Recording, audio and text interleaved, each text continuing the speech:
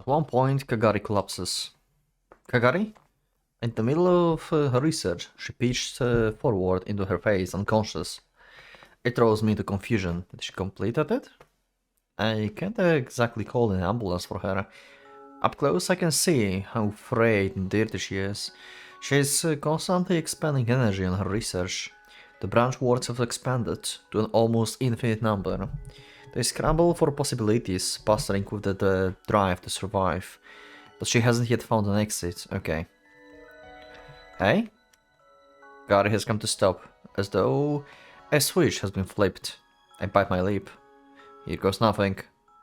I slice a single drop of Aurora from my wrist and drop it onto Kagari's lips. Oh, that's actually smart. Because she is basically an Aurora. And we are as well. Apparently. From what I guess. So yeah, we just feed her more energy. And Aurora is just pure life energy, so yeah. It's an intuitive response, but I think it's the right one. Sure enough, before long, she opens her eyes. Are you ready to stop? Or will you keep going? I will go along with whatever you choose. I don't know whenever she understood me. Dazedly, she gets back up and goes back to running her fingers over the tree of life. Beside her, I reach out and touch a single branch. Occasionally I find branches of information with a low enough density for me to scrutinize. There's a common characteristic shared by those words. In all of these possibilities, the key is successfully eliminated. Okay. If the key is killed, the destruction won't happen. That was the prediction upon which the hunters based their effort. It's the same in this branch right here. After learning the secrets of the world, Kotori helped me escape from my pursuers, and then I began to work together with Kagari.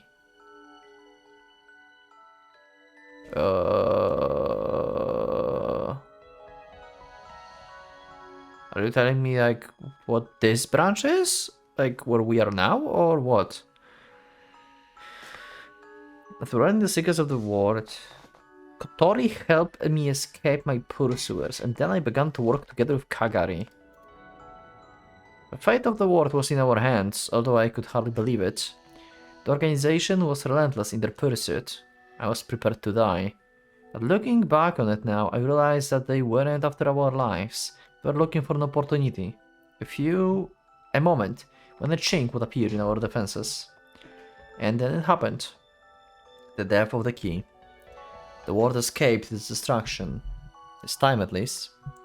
After that, Kotori and I returned to our normal lives. We went on to live our lives complete with all their trials and tribulations. Okay, so this is just some branch that we haven't like seen in the game per se, but it's like, you know, different like thing that could happen. Okay, I see. Went to live our lives complete with all their trials and tribulations. If the key is eliminated, there will be no destruction. Instead, the foot holding down the brake on consumption of resources will be removed. The key will be reconstructed sooner or later, but it will take hundreds of years at the minimum. Centuries, maybe the equivalent of the blink of an eye to an objective terms, but humanity will run out of resources well before then. They will be out of time. It makes sense to think of destruction as the mechanism to start over before resources are completely depleted. The result is that the world quickly falls to ruin, the collapse of civilization. So basically what Guardians predicted. The world of poison in the future. In other words, people are no longer able to live as they once did. It's a dog-eat-dog world, like in some post-apocalyptic manga. And then, a mere hundreds or so years later, extinction. Killing the key is a short-sighted solution. So what can be done to consider the world truly saved? Yeah. I don't think it can be saved. Would everything be reconciled if the key were left to destroy the world and restart evolution all over again? But you just said it's a temporary solution. Oh, killing key is the temporary solution. Yeah. I mean, yeah, like, this is also kind of temporary solution per se, because sooner or later, like, they will evolve into things that they are now. Like, the history is repeating itself. It was, like, in one of the previous episodes. Also, by the way, at the time when I'm recording this, I don't know if this one episode or two or whatever, I still haven't uploaded a single episode of the Moon Road. I have, like, edited out the first episode, but I still have not, like, uploaded anything at the time of recording this. I'm kinda into this. So yeah, I'm reading a lot. So yeah, I will just, like, check your comments when the episodes are going to be out. Sorry if I'm, like, you know, not answering anything on videos right now.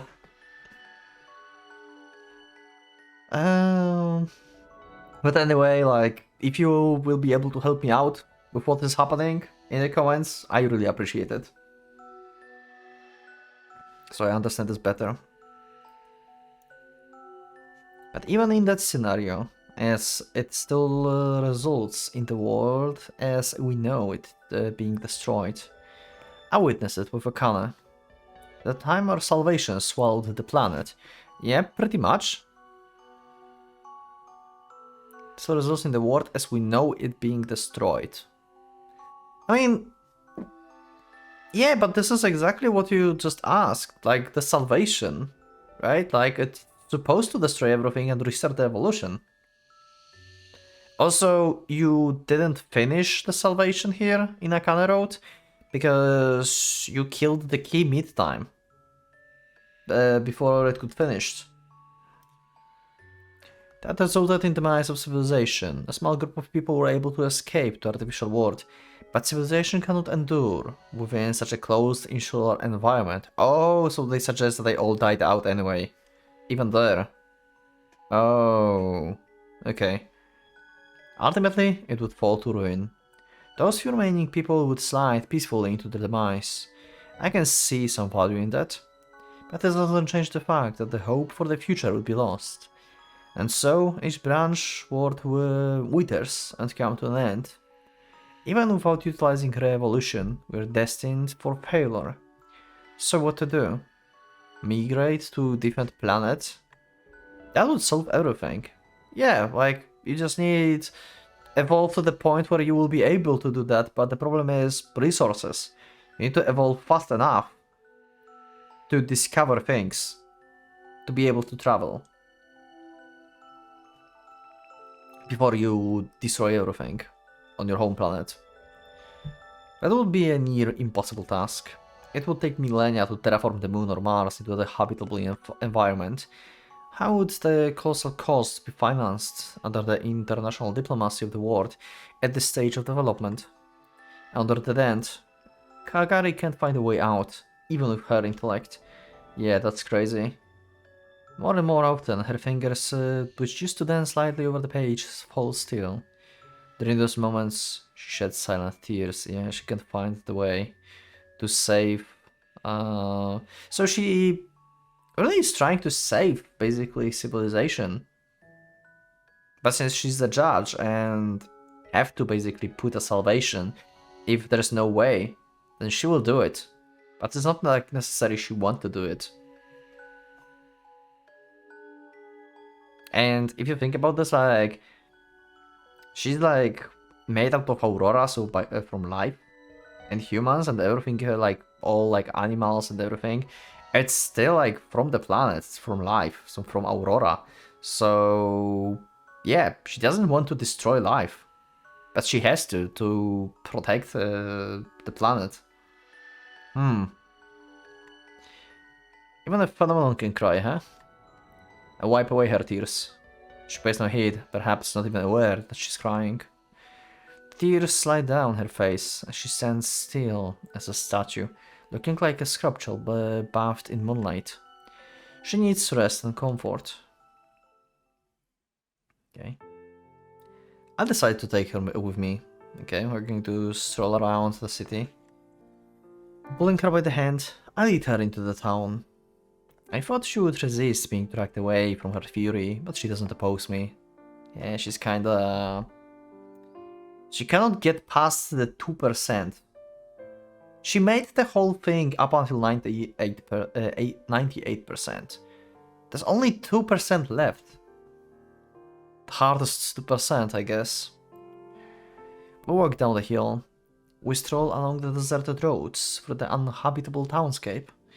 The buildings have been overtaken by greenery, making the place feel like the post-apocalyptic land, centuries after humanity has been wiped out. We wander around, gazing into store windows, exploring ivy-covered buildings, and pausing on the crosswalk to stare down on an endless road. Kagari allows me to pull her along. She says nothing, her face expressionless. I hold fancy clothes up to her and pin a clip to her hair, but all the while she keeps her face downturned. There's no rush. We have all the time in the world. But the time is not moving for you. Just feel like it's moving. Night is endless. I lead her around, expecting enough force to move her along. Also, this is a new soundtrack. We got up to the roof of the big apartment block. It turns out to not be as tall as I thought. Other taller buildings surround us, blocking our view. Okay, too low. Look like that one over there is a bit taller. Wanna try flying over to it? For some reason, I'm in the mood to fly, but you cannot fly. You established that in the beginning. I scale the fence and pull Kagari up too. Then I lean forward and press my legs, waiting for the right moment. My body floats. Okay, you just jumped. Okay. We land on the adjusted building, as softly as the dust that dances in the air accumulated on the ground. Wait, you actually float? Wait, since when you can fly? Since you get like the pinnacle of human understanding of the world?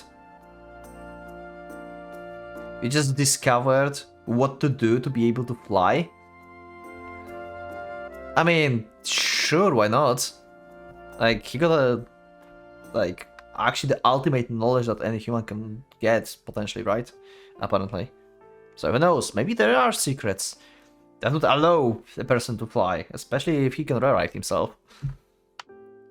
Well, now that we're here, that other one over there is taller, isn't it? We fly again, from building to building, gradually moving higher and higher.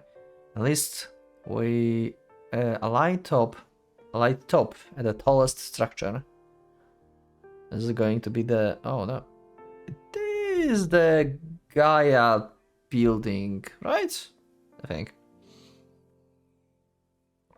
Maybe. Look at that. Town is spread out before us. The green contours submerged beneath silver moonlight. It's like it's sinking into the ocean. Maybe because it's so quiet, like we're really underwater. Kakari gaze remains fixed on her feet.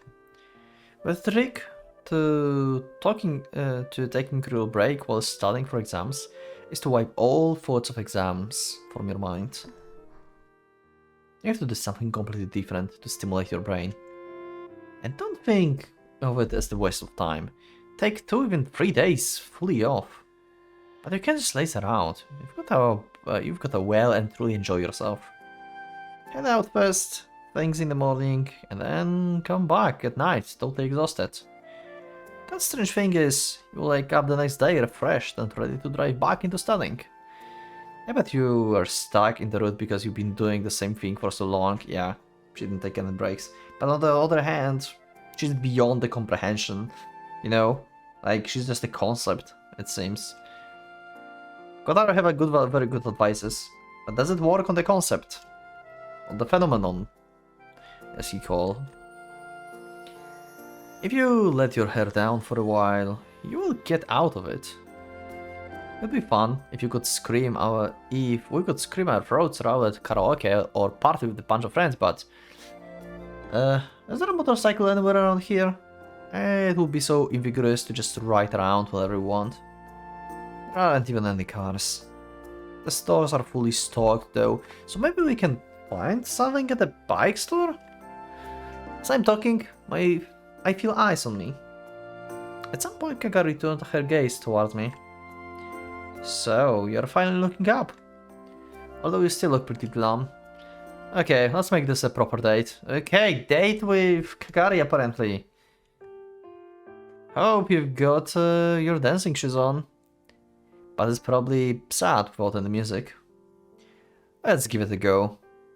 I learned all kind of things from the brush with the theory of life. I can do things I couldn't in the brush words. Things other than trying to become super powerful and bend the words to my will. The moonlight here somehow has a hint of life to it. I snap my fingers. Immediately, the quiet moonlight that settles thick over the town begins to vibrate musically. I tune the sound into the melody I once knew. Oh. Kagari reacts. She displays intellectual interest in the timbre of life that she's hearing for the first time. Her ribbons billow, spreading out across the roof. Ha! Incredible. Not to be outdone, I change into the tailcoat. Okay. I've never worn one before. Kagari is already dressed kind of appropriately, but I switch up her look a little too. Looking good. Would you do me the honor of a dance, milady? I ask her formally. When I hold out my hand, she places hers in it. Okay, we have understanding with each other. Finally. Oh wow. Our dance is nothing complicated. We have date and dance with Kagari. Okay, I did not expect it. A road like that. This is such a weird road. Like, I guess I expected at some point for Kagari to be a road in general. But this road is just like insane. Like, this is such a weird road. What kind of dimension are we in? What kind of branch? Huh. Anyway, looking lovely. Our dance is nothing complicated. We simply sway our bodies in time with the music. Also, apparently, there are like first, like you mentioned in the comments, that there are like two things after the like roads I was playing. So this is the first thing. So another one is going to be something else. But on the other hand, like later, I got to know there are actually three things. So I'm very curious, like, if this is going to be 2 or 3.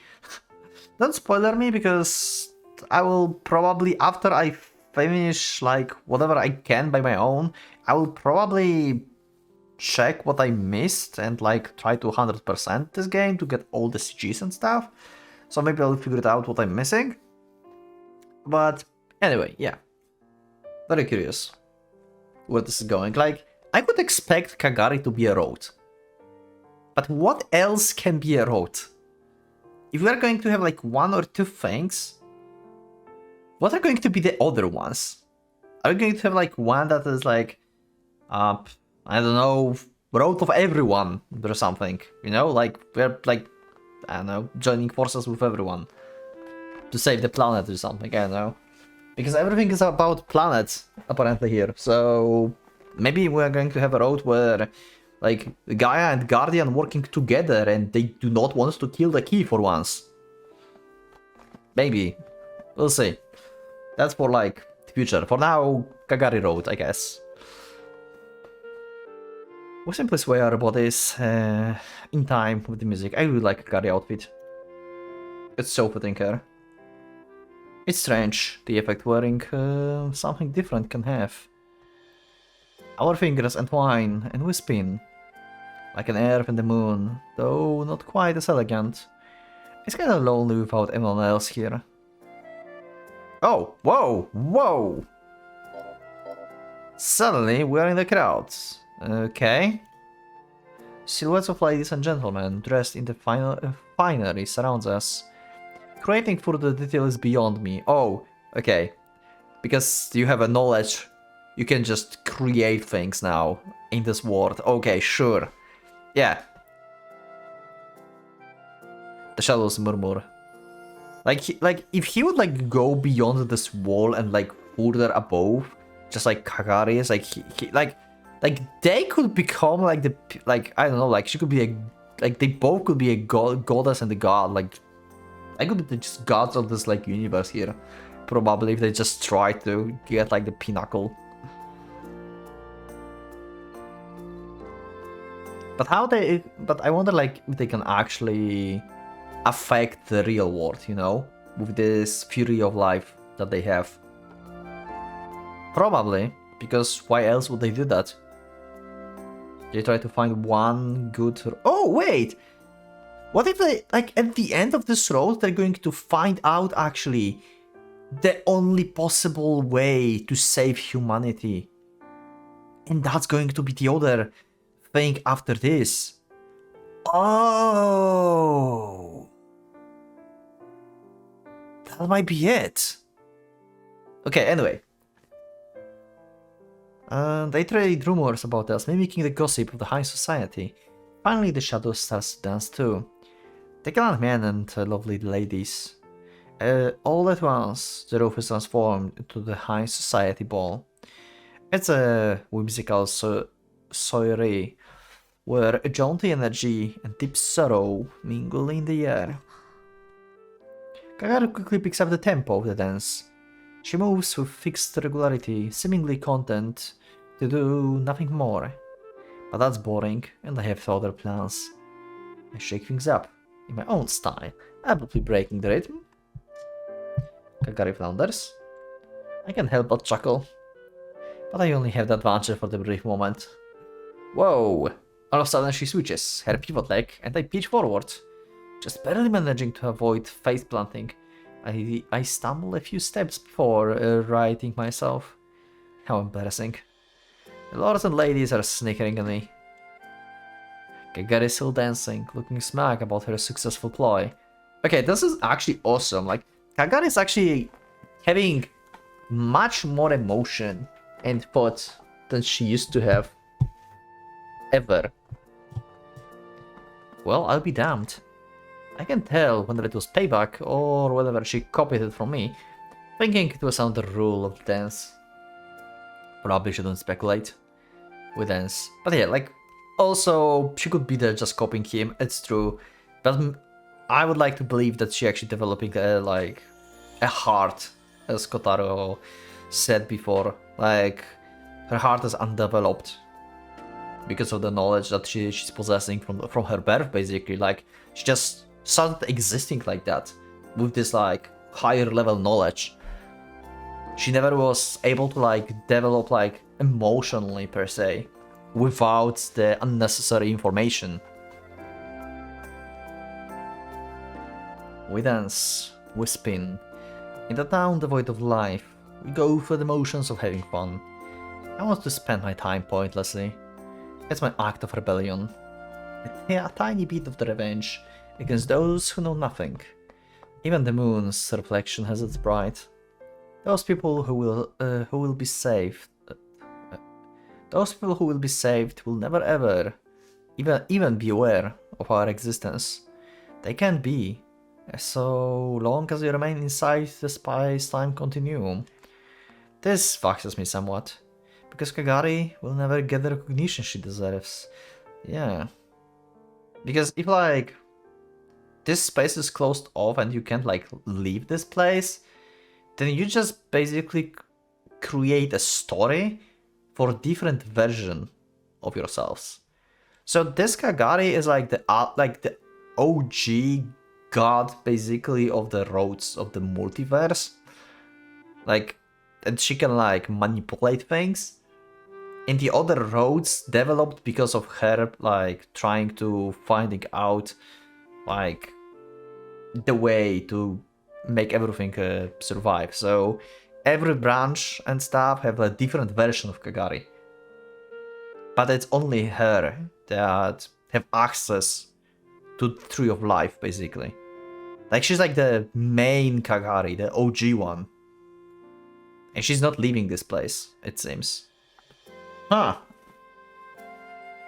And the other, like, keys, other Kagaris, doesn't know about her, probably, even. Because they're just, like, creations of evolution and the planet from, like, different branches that she created. Okay, anyway. Oh, that was... okay. Oh! Still cannot... Ah, we hit the wall with our comprehension and we still don't know her, know what she's saying. We may have to go actually above. We may have to go. Kagari speaks to me. It hits me like a shockwave. I can comprehend her speech. My brain won't process it. Yep. Wave of dizziness washes over me. We really will have to go over, huh? We'll have to, like, stop being human at all. We're not much of the human anyway, for right now, it seems.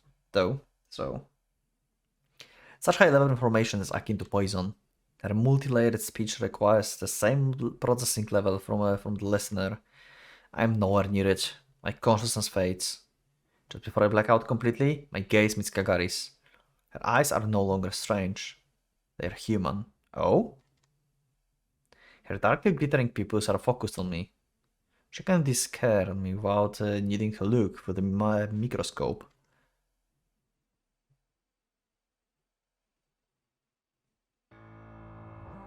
Okay, and we woke up in our room again. Oh, I sense danger. A sudden sense of urgency spurs of my reconstitution. This is an emergency situation. Okay. I get out of bed. Kagari, are you okay? Okay, she can feel it too. Something's wrong. The evil familiar thing that was searching for her? She looks relieved to see me. She clings to me, hiding behind my back. What could have happened to scare Kagari? On guard, I survey the area. Everything appears as it was, but there's a sense of something different. A sticky feeling of hostility coats the midnight air. Who's there? Who is emitting such a tangible malice? Ill will is a characteristic of human society. Is it a person? Is there another human out there, cast into this place as I am? No, that seems unlikely. That makes more sense. If matter that was already here has transitioned into something else, the hatred presented in the air is clearly concentrated on one particular target. Kagari. Okay. The evil familiar thing. It's targeting her. The enemy has always detested her. It must have been someone from the superhuman side, the organization that saw Kagari as the key and plotted to kill her. If SG0 Lucia, things could get ugly. Here they come. I feel it. Somewhere something has materialized. Okay. Bloodlust, animosity, malice. It all pours into our world. Like paint spilled into clear water, it disperses, then converges right before my eyes. It recovers in condensed form, just as I do. Get back, Kagari. Make sure to stay behind me. I step forward. I unsheath my Aurora Blade. So this is it. This is why I'm here, to protect the key. Okay, there's the evil being thing. The malice takes the form of the beast. Amorphous creature, not from of this world. I know what it is. I saw it once in the town. So you are familiar.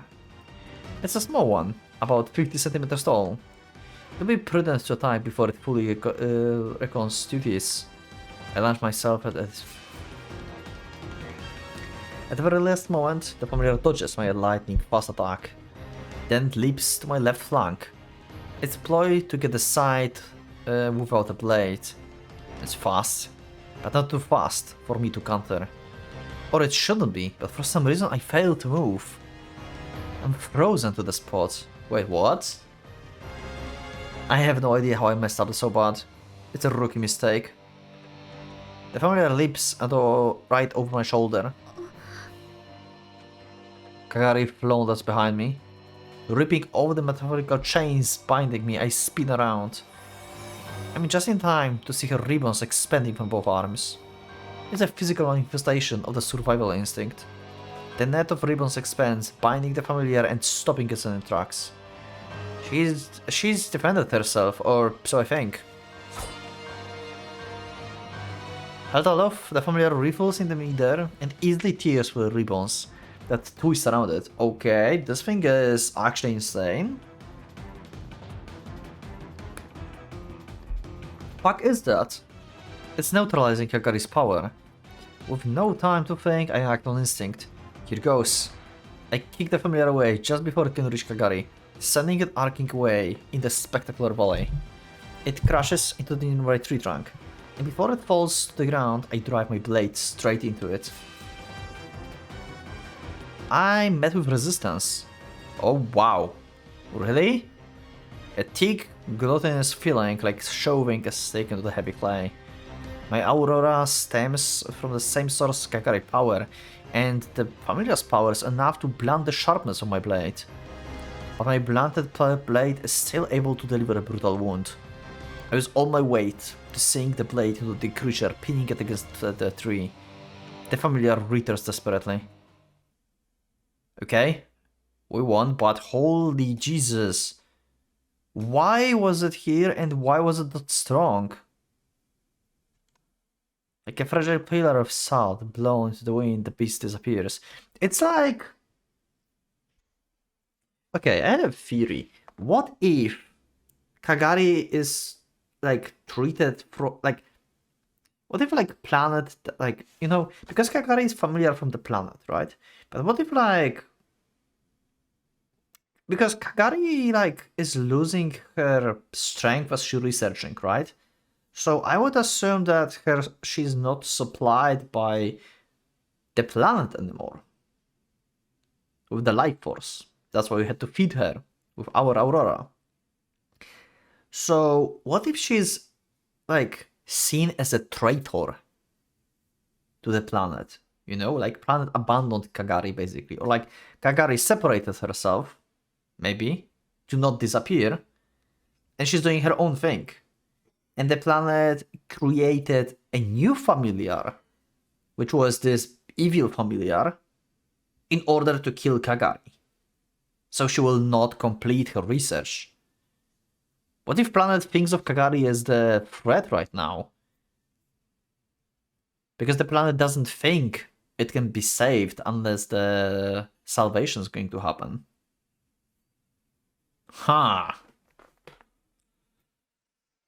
Like a fragile pillar of salt blown into the wind, the beast disappears. Its sluggy remains slide to the ground, emitting a foul, smelling white smoke. It's pollutant, but it's probably ineffective against Kagari, as the incarnation of the planet. Ha! Heck was that all about? It's not the familiar that's the problem. The problem is inside me. Earlier, it felt something that shook me to the core. Yeah, like you couldn't move. Like, why? Why I almost let it get past me? Sure, it was fast, but I could have countered it. I could have, but I didn't. In the last moment, I abandoned Kagari. I rush over to where she's standing motionless. You okay? Kagari brushes her face in my chest. Buries her face. I've never seen her so scared. My heart clenches in my chest. I don't want her to be afraid. Who's behind this? Sorry, but I've got to examine it before it disappears. After gently peeling Kagari off me, I go over to look at the remains of the familiar. When I poke the tip of my finger into it, my skin burns and melts away. The familiar should be inbounded with traces of its summoner. Perhaps they didn't expect me to investigate, as I'm able to pull out the information embarrassingly quickly. Kashima Sakura, what? Yo, okay, that's That's the ultimate boss? The Holy Woman of Gaia. But which version? That's a good question. What if she... Oh my god, what if she's like Kotaro, like the collective of all the Kashima Sakuras from different timelines? We have ultimate boss of Gaia on here. Oh god, this is going to be difficult.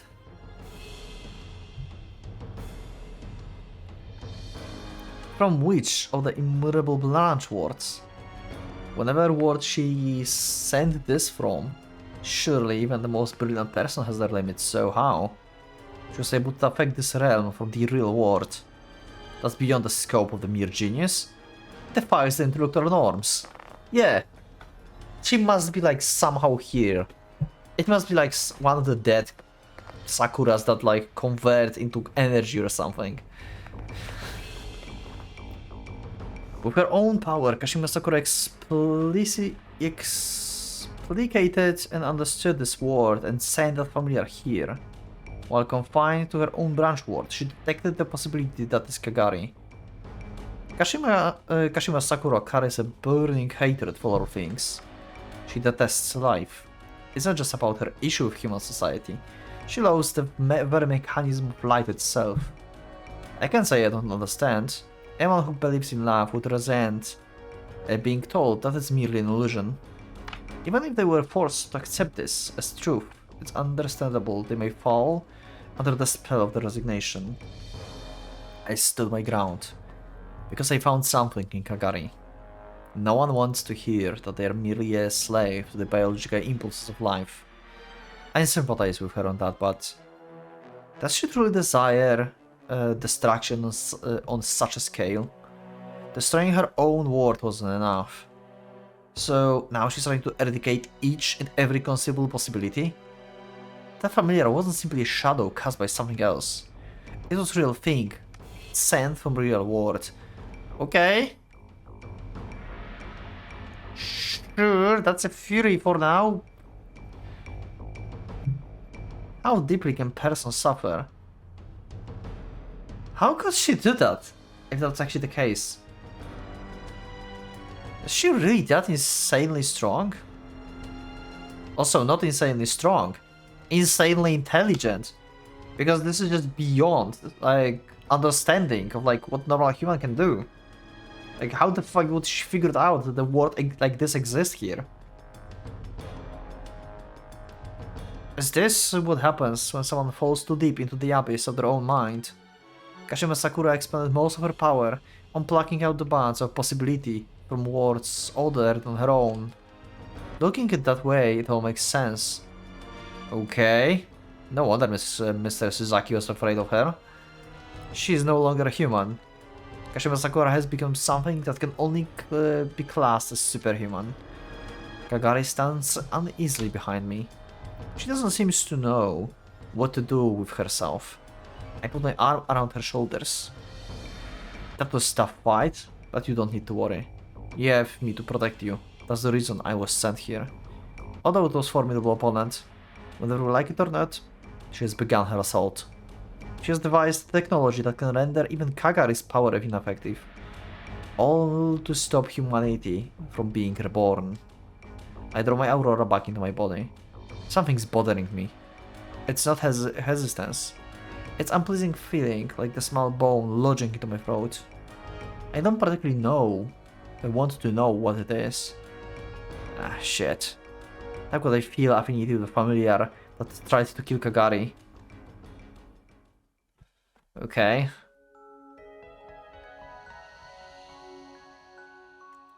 Familiars now appear with the regularity. Oh, wow. That's every day now.